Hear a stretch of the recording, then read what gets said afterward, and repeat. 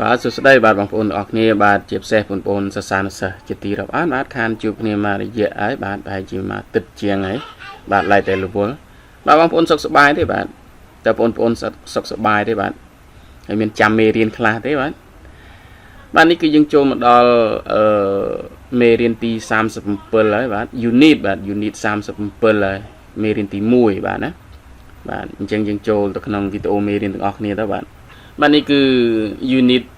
37 reading បាទ another letter from Miguel បាទយើងមើលរូបភាពសិនបាទបងប្អូនចាំសម្បត្តិរបស់ Miguel គាត់ផ្ញើទៅម្ដាយរបស់គាត់ពីមុននេះបាទបាទនេះគឺជាលើកទី2ហើយបាទសម្បត្តិមាន another letter from Miguel មានន័យថាសម្បត្តិផ្សេងមួយទៀតណាបាទសម្បត្តិផ្សេងមួយទៀតពី Miguel អញ្ចឹងម្ដាយគាត់កំពុងអានសម្បត្តិយើងមើលរូបនេះបាទម្ដាយរបស់គាត់កំពុងអានសម្បត្តិរបស់ Miguel នឹងឯងហើយរូបភាពទាំងអស់នេះគឺជាសកម្មភាពដែលគាត់និយាយប្រាប់បាទនិយាយគឺក្នុងអត្ថបទនេះឯងបាទនៅក្នុងសម្បត្តិណាបាទនេះរូបភាពនេះបាទគាត់បាន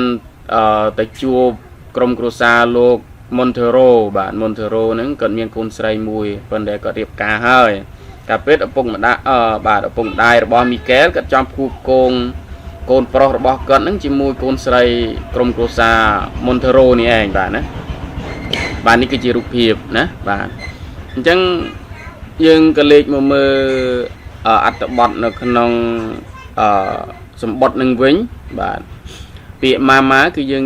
ចេះហើយបាទគឺសម្រាប់គេហៅពាក្យក្មេងៗហៅដូចជាម៉ាក់មកពីពាក្យ mother ហ្នឹងឯងណាម៉ាម៉ាម៉ាមីអីហ្នឹងបាទ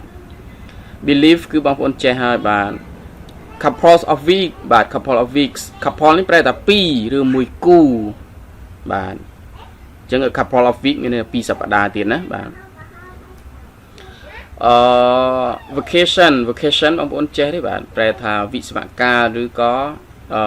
ការជប់សម្រាប់វិស្សមកាលគេណាបាទគេដើរលេង vacation holiday គេបាទវិស្សមកាលណា vacation បាទពាក្យ accept បាទពាក្យ accept ប្រែថាលើកលែងណា accept ប្រែថាលើកលែងពាក្យអត់មានពិបាកទេបាទពាក្យនៅហ្នឹងពាក្យពិបាកតិចទេបាទpaper កន្លែងនេះយើងប្រែថាកាសែតណាបងប្អូនអត់មានប្រែថាกระดาษទេព្រោះ newspaper ភាគច្រើនគឺគេប្រើអក្សរកាត់គេដាក់គេហៅកាត់គឺ paper គឺសំដៅទៅលើកាសែតណាបាទដូច American paper ចឹងនិយាយថាកាសែតអាមេរិកបាទមិនមែនកระดาษទេណាបងប្អូនបាទ Montero គឺជាឈ្មោះក្រុមគ្រួសារនេះឯងបាទ marriage គឺយើងចេះហើយណាគឺរៀបការបាទ children ចេះហើយបាទដូចជាអត់មានពាក្យពិបាកទេ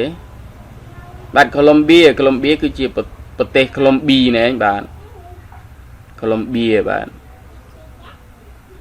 នេះ on the brighter side on the brighter side នេះគឺជានិយាយថាបន្ថែមលើនឹងទៀតឬក៏លើសពីនេះទៀតបាទកន្លែងណាបាទយើងអាចប្រែថាលើសពីនេះទៀតឬក៏បន្ថែមលើសនឹងទៀតបាទ photograph គឺរូបថតនឹងឯងណាបាទ worry គឺយើងចេះ foolish បាទ foolish ប្រែថាឆ្កួតឡប់អីចឹងណាបាទដោយថាមិនធ្វើរឿងឆ្កួតនេះបាទ I'm not going to do anything foolish បាទខ្ញុំនឹងមិនធ្វើរឿងអីឆ្កួតទេអញ្ចឹងណាបាទ recognize ប្រែថាទទួលស្គាល់បាទទទួលស្គាល់ឬក៏ដឹងឬក៏ស្គាល់ហ្នឹងបាទអញ្ចឹងគ្រប់សម្បត្តិទាំងអស់គឺនៅចុងសម្បត្តិគេប្រើពាក្យ love បាទអញ្ចឹងដាក់ឈ្មោះខ្លួនយើងមកណាបាទ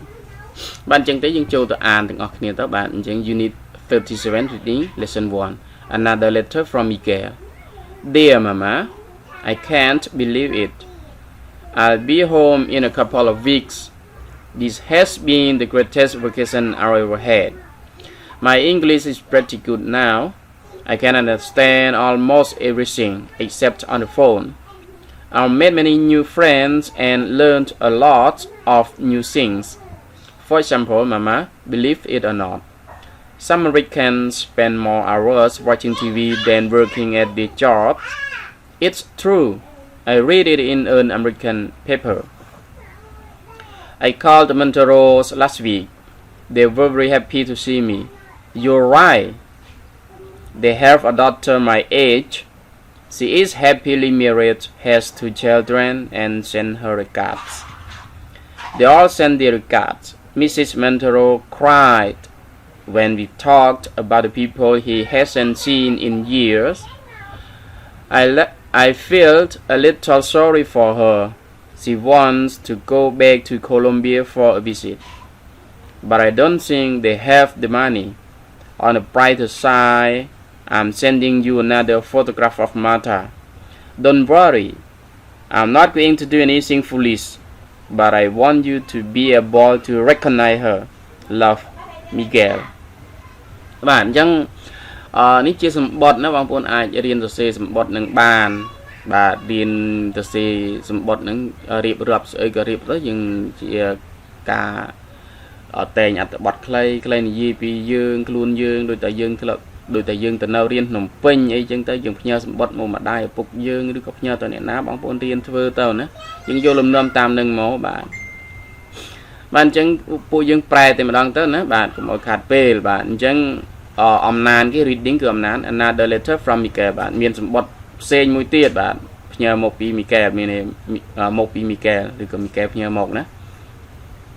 Dear Mama អញ្ចឹងមកដល់ម៉ាក់ជាទីស្រឡាញ់ណា Dear Mama បាទជូនចំពោះម៉ាក់ឬក៏មកដល់ម៉ាក់ណាជូនចំពោះអ្នកម៉ាក់ជាទីស្រឡាញ់ I can't believe it I'll be home in a couple of weeks បានន័យថាខ្ញុំមិនជឿទេណាមិនគួរឲ្យជឿទេណាខ្ញុំនឹងត្រឡប់មកផ្ទះវិញនៅ2សប្តាហ៍ទៀតណាមានន័យថា2សប្តាហ៍ទៀតខ្ញុំនឹងត្រឡប់មកវិញហើយ This has been the greatest vacation I have ever had ថានេះគឺជាវិស្មកាលដ៏ល្អបំផុតណាដ៏សប្បាយបំផុតដែលខ្ញុំធ្លាប់មាន My English is pretty good now ភាសាអង់គ្លេសរបស់ខ្ញុំគឺល្អច្រើនហើយសប្តាហ៍ថ្ងៃឬក៏ឥឡូវណាល្អច្រើនហើយ I can understand almost everything except on the phone ខ្ញុំអាចយល់សឹងតែគ្រប់រឿងរ៉ាវទាំងអស់លើកលែងតែនិយាយទូរស័ព្ទ I made many new friends and learned lots of new things ខ្ញុំបានរាប់អានមិត្តភ័ក្តិជាច្រើនហើយនឹងបានរៀនរឿងថ្មីៗជាច្រើនឬក៏បានជួបបានរៀនហ្នឹងណាបាទ learn មានន័យថាយើងបានជួបឬក៏យើងរៀនបាទបានជួបរឿងជាច្រើនថ្មីជាច្រើន For example Mama believe it or not some Americans spend more hours watching TV than working at their jobs តើឧទាហរណ៍តើម៉ាក់ជឿឬក៏អត់ដូចជាជនជាតិអាមេរិកមួយចំនួនហ្នឹងគាត់ចំណាយពេលមើលទូរទស្សន៍ជាងចំណាយពេលធ្វើការងាររបស់ពួកគេ It's true I read it in an American paper ថាវាពិតមែនណាម៉ាក់ខ្ញុំបានអានឬក៏ខ្ញុំអានកាសែតអាមេរិកហ្នឹងណា I called the Monteros last week ខ្ញុំបាន call ទៅក្រុមគ្រួសារ Montero ហើយកាលពីសប្តាហ៍មុន They were very happy to see me ពួកគេសប្បាយរីករាយណាស់ដែលបានជួបខ្ញុំ You're right they have a daughter my age ថាម៉ាក់និយាយត្រូវហើយពួកគាត់មានកូនស្រីម្នាក់មានអាយុប្រហាក់ប្រហែលនឹងខ្ញុំដែរកន្លែង my age ទៅនេះមានន័យថាអាយុប្រហាក់ប្រហែលណាបាទអាយុប្រហាក់ប្រហែលនឹងខ្ញុំបាទពួកគាត់មានកូនស្រីម្នាក់មានអាយុប្រហាក់ប្រហែលនឹងខ្ញុំ She is happily married has 2 children and send their regards នាងរៀបការយ៉ាងសប្បាយរីករាយមានន័យថារៀបការហើយមានសុភមង្គលហើយមានកូន2នាក់នាងបានផ្ញើសេចក្តីនឹករលឹកមកម៉ាក់ដែរ They all send their regards ពួកគេហ្នឹងគឺក្រុមគ្រួសារនេះបាទពួកគេហ្នឹងគឺផ្ញើសេចក្តីនឹករលឹកមកម៉ាក់ដែរ Mrs. Montero cried when we talked about the people she hasn't seen in years អ្នកស្រី Montero គាត់បានយំណាឬក៏គាត់យំពេលដែលពួកយើងនិយាយដល់មនុស្សដែលគាត់មិនបានជួបជាច្រើនឆ្នាំ I feel a little sorry for her ខ្ញុំក៏មានអារម្មណ៍អាណិតគាត់ខ្លះដែរ She want to go back to Colombia for a visit but I don't think they have the money គាត់ចង់ត្រឡប់ទៅកូឡុំប៊ីវិញដើម្បីមានន័យថាទៅលេងណាបាទគាត់ចង់ត្រឡប់ទៅកូឡុំប៊ីដើម្បីទៅលេង មានតែលេងស្រុកកំណើតទៅលេងអីណាបាទណាបាទគាត់ចង់ត្រឡប់ទៅក្លុំ B វិញដើម្បីទៅលេងប៉ុន្តែខ្ញុំគិតថាពួកគេមិនមានលុយទេ On the brighter side I'm sending you another photograph of Martha លើពីនេះទៀតឬក៏បន្ថែមទៅនេះទៀតខ្ញុំនឹងផ្ញើរូបថតផ្សេងទៀតរបស់ Martha នឹងជូនម៉ាក់មើលណា Don't worry កុំបារម្ភអីម៉ាក់ I'm not going to do anything foolish but I want you to be able to recognize her ថាកុំបារម្ភអីម៉ាក់ខ្ញុំនឹងមិនធ្វើរឿងឈួតអីទេប៉ុន្តែខ្ញុំចង់ឲ្យម៉ាក់នឹងអាចទទួលយកនាងបានឬក៏អាចទទួលស្គាល់នាងបាន Love Miguel ពីមានន័យថាពីឬក៏ពីក្តីស្រឡាញ់របស់ខ្ញុំ Miguel ឬក៏នឹងអានឹងវាពិបាកប្រែដែរណាបងប្អូនតែបងប្អូនយល់ហើយសេចក្តីបញ្ចប់របស់សម្បត្តិគឺយើងចង់និយាយថាដោយថា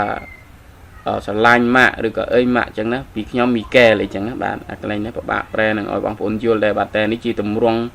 សម្បត្តិរបស់គេសម្បត្តិរបៀបមិនផ្លូវការទេសម្បត្តិអានេះណាបាទអញ្ចឹងសង្ឃឹមថាបងប្អូនអាចប្រែទាន់ហើយក៏អាចថាយល់ពីសេចក្តីប្រែនឹងដែរណាបាទបើមានចម្ងល់ឬក៏សំណួរអីដូច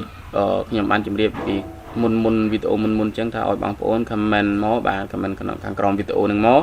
ខ្ញុំនឹងឆ្លើយតបទៅតាម